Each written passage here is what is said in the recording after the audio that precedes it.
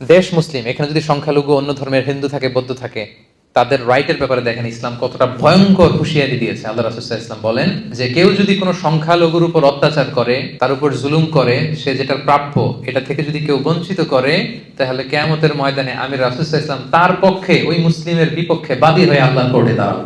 আপনি নামাজ পড়তে পড়তে কপালে দাগ ফেলাই দিয়েছেন, দাড়ি রাখতে রাখতে এত লম্বা জুব্বা, এরপরে হিন্দুদের বাড়ি দখল করতেছেন আর বলতেছেন আপনি বড় হাজী সাহেব। আল্লাহ রাসূল সাল্লাল্লাহু আলাইহি ওয়াসাল্লাম বলেন কিয়ামতের দিন আল্লাহ রাসূল ওই হিন্দুর পক্ষে থাকবে, আপনার বিপক্ষে।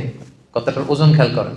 আল্লাহ রাসূল সাল্লাল্লাহু আলাইহি ওয়াসাল্লাম বলেছেন তুমি মুসলিম হও, তুমি হাজী হও, তুমি যেটা হও, তোমার বিপক্ষে থাকবে আমার অবস্থান কিয়ামতের দিন। আচ্ছা, সোজা সাপটা একটা আনসার দেন। রাসূল সাল্লাল্লাহু আলাইহি ওয়াসাল্লাম যদি কারো বিপক্ষে বাদী হয়ে দাঁড়ায়, যার শাফাআত ছাড়া আমরা জান্নাতে ঢোকা কল্পনাই করতে পারি না, তিনি আমার বিপক্ষে আল্লাহর সুপ্রিম কোর্টের ট্রাইব্যুনালে আমার বিপক্ষে, জান্নাতে যাওয়ার কোনো সুযোগ কি আমার সেদিন থাকবে? জন্য খবরদার।